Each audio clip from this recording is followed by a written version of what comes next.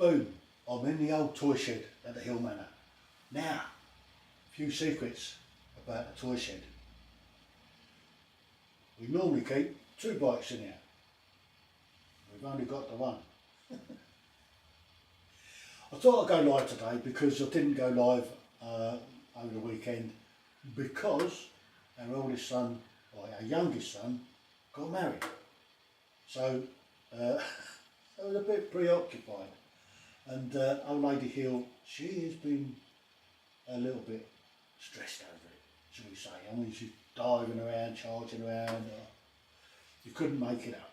But you know what these ladies are like when their sons are getting married?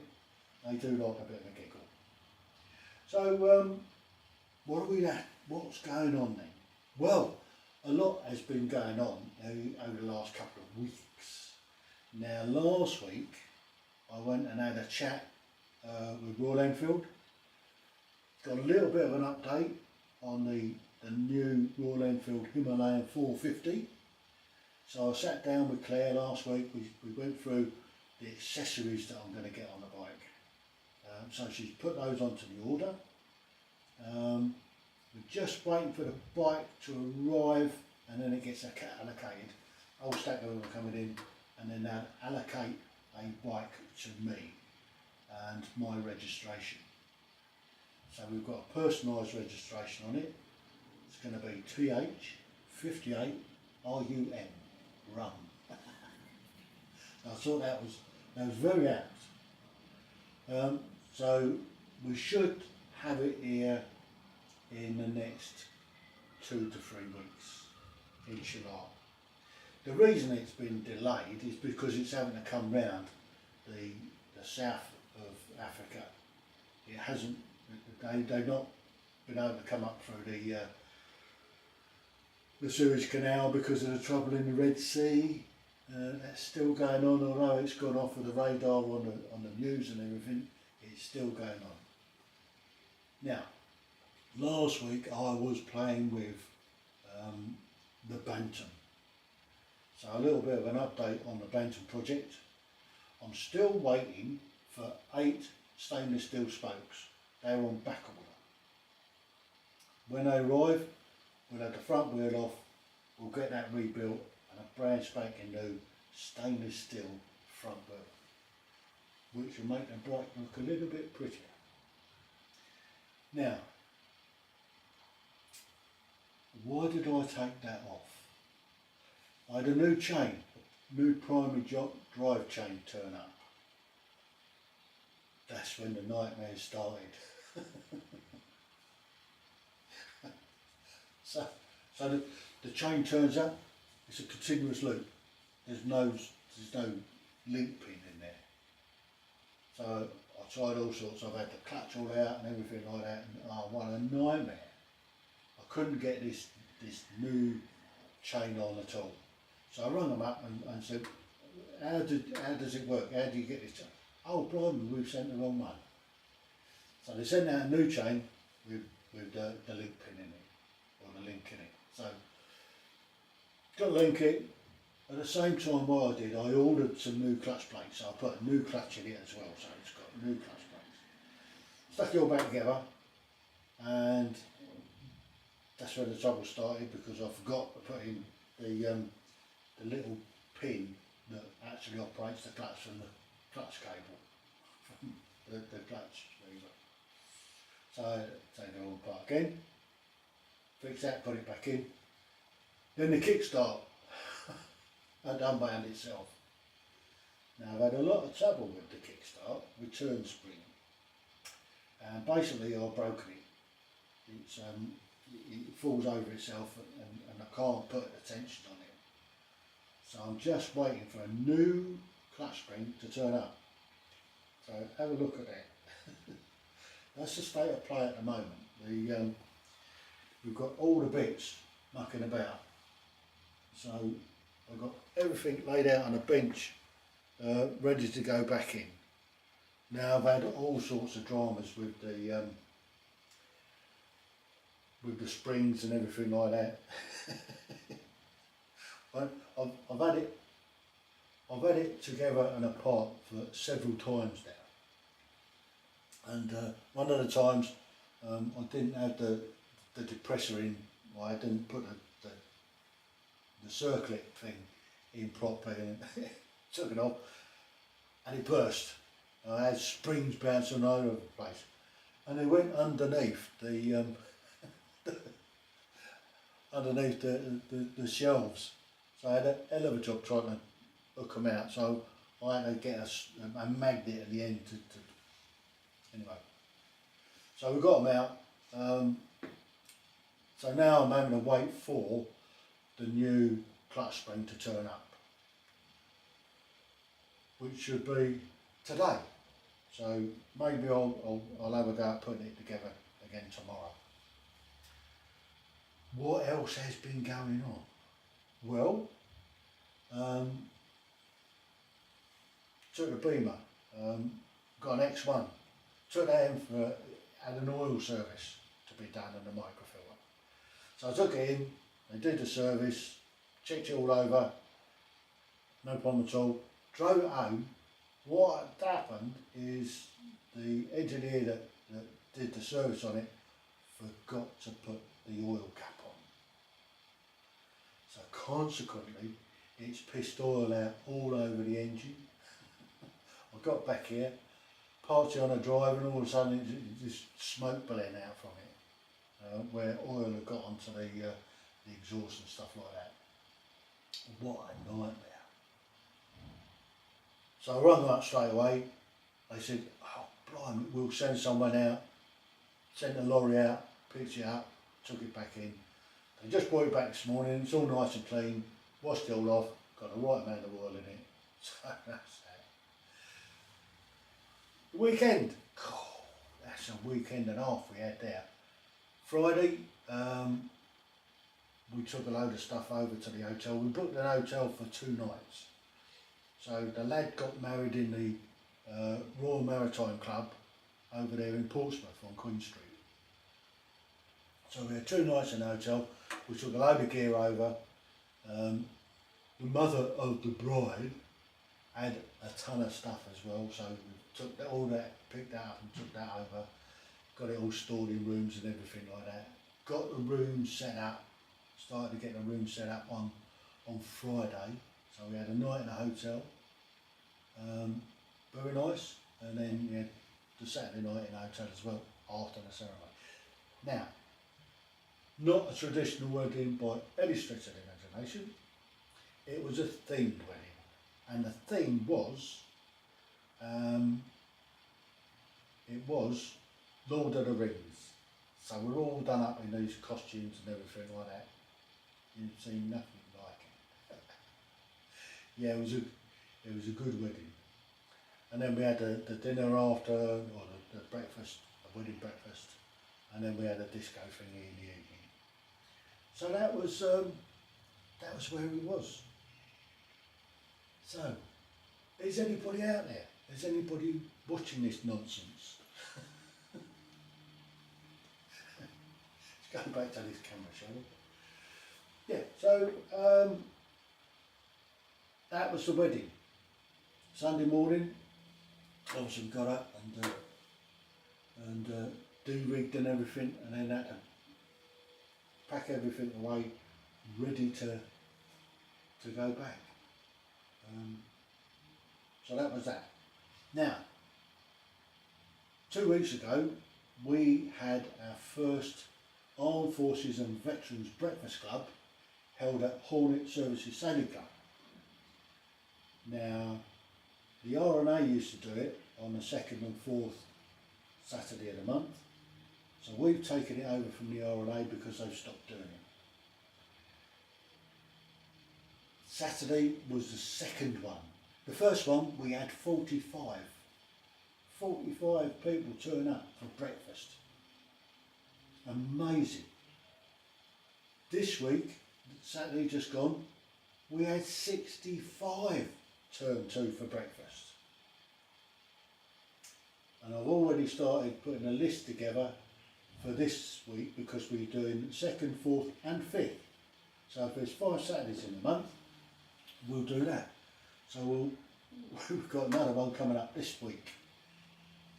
Now for reasons, the club has got a major function on the 13th, which is the second Saturday in April. We're not having one because the club won't be able to cope with it. They've got a massive dinner on a Saturday evening, so we've stood that one down. But we'll have one at the end of the month. So I'm expecting quite a few people to turn up to this one.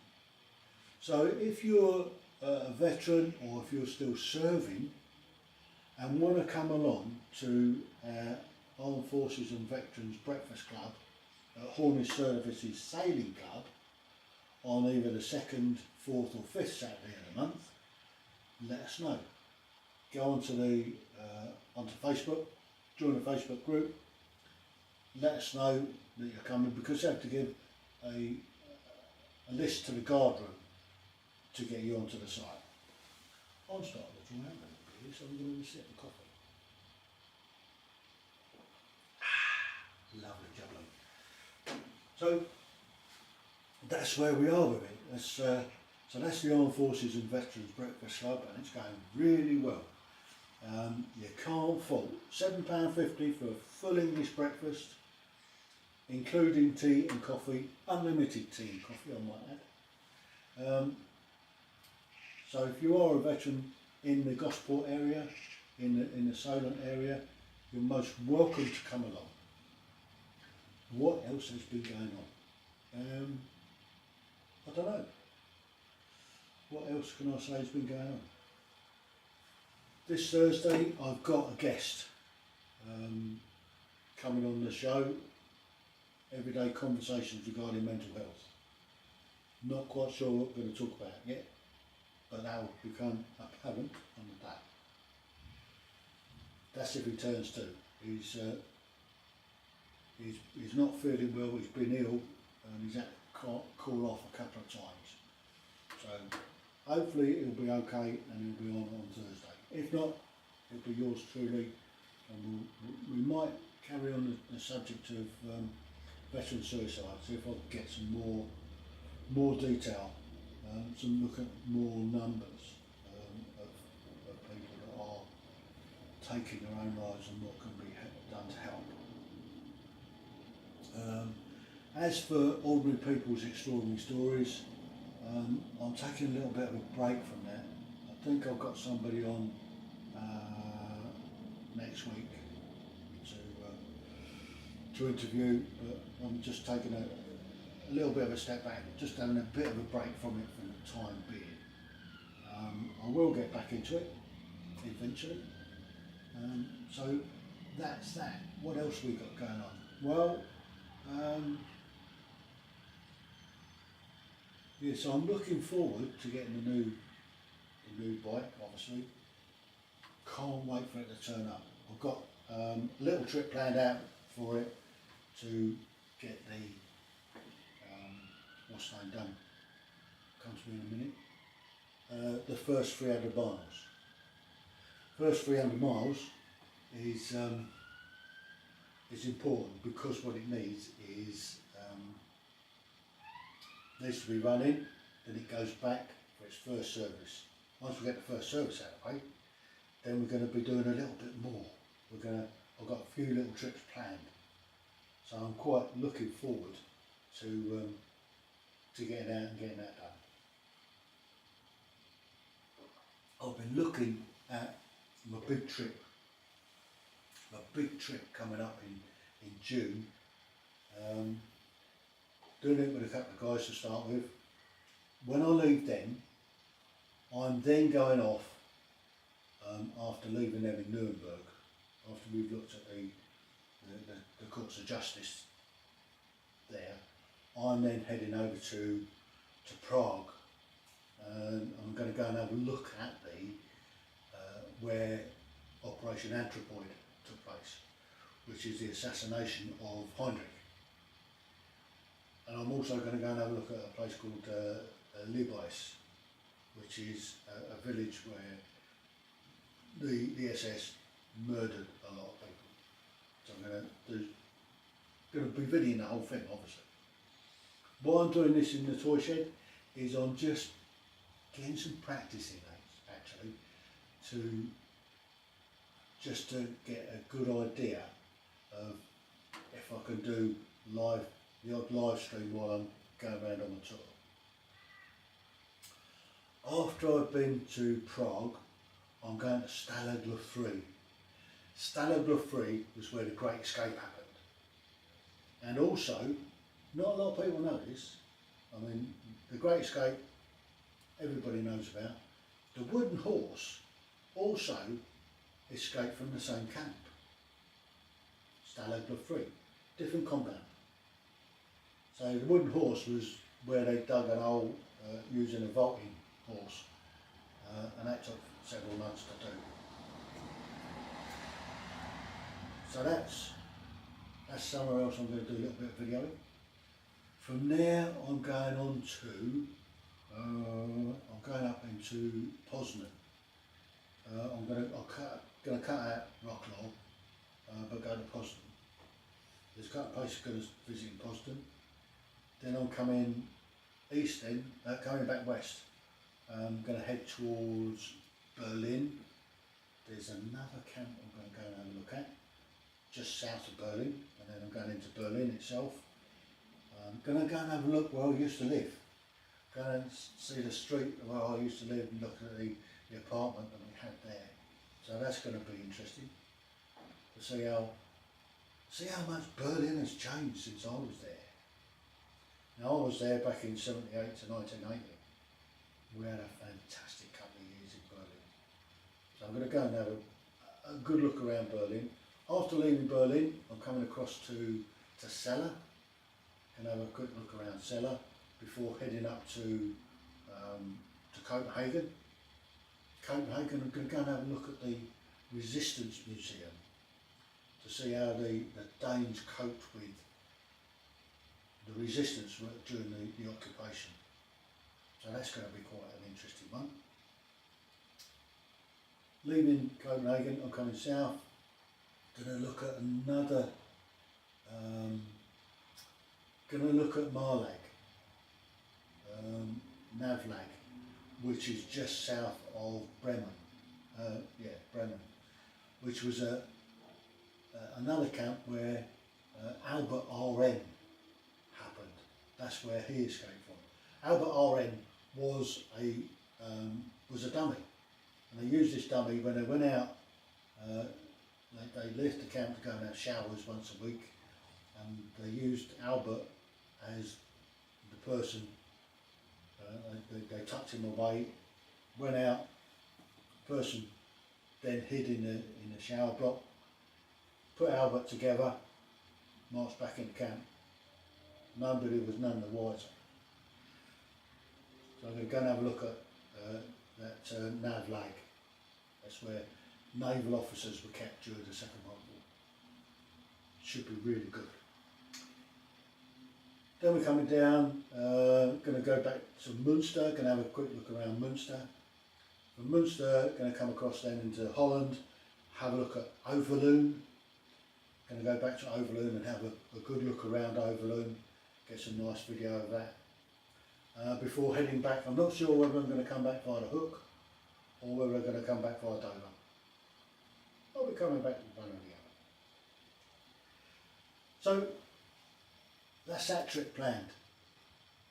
I'm planning on, when I get back from that, I'm going to be away for the best part of June. I need to be back by the 27th at the latest, because the 28th I'm going off to the Adventure Bike Riders Festival. Really looking forward to that one. That is going to be a lot of fun. 3 days, 2 nights under canvas. By the way, I'm going to buy a new tent.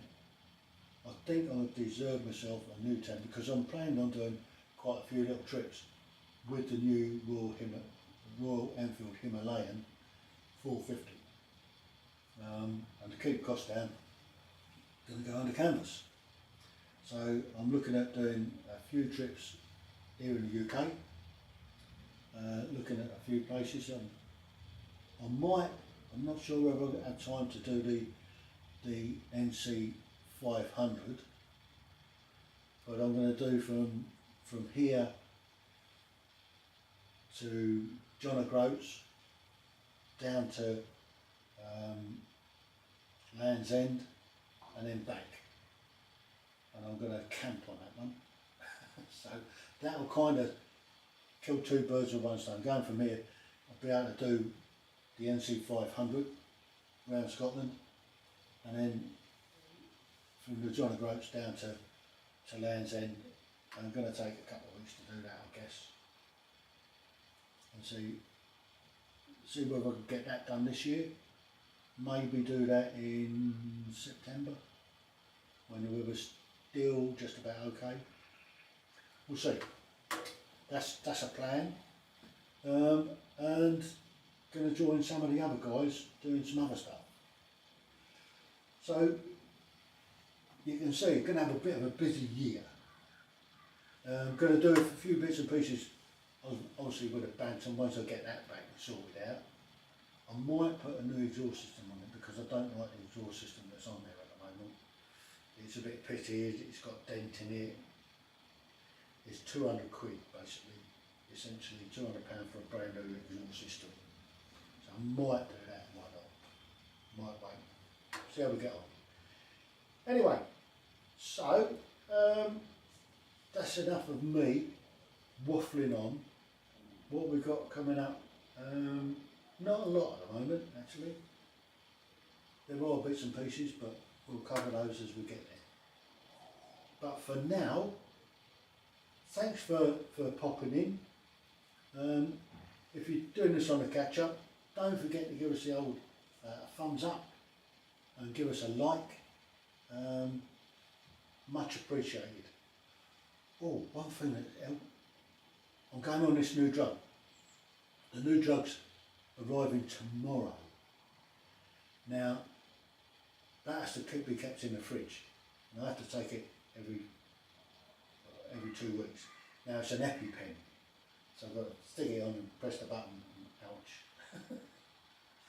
But Thursday I'm doing a Teams call to discuss how to do it with a nurse. I already know how to do it. But there you go. That's that. Now, did you see the couple of videos I put up where I took out motorbikes and had a test ride? Now, I need a little bit of advice. I noticed that when I get above sort of 40 mile an hour, my mic's popping, and I don't know how to sort of solve that. So if anybody's got a good idea of how to square that away, much appreciated. So until, and I'll update you on that when it happens, and maybe I'll show you how I do it when I do it. So until the next one, TTFN, ta-ta for now.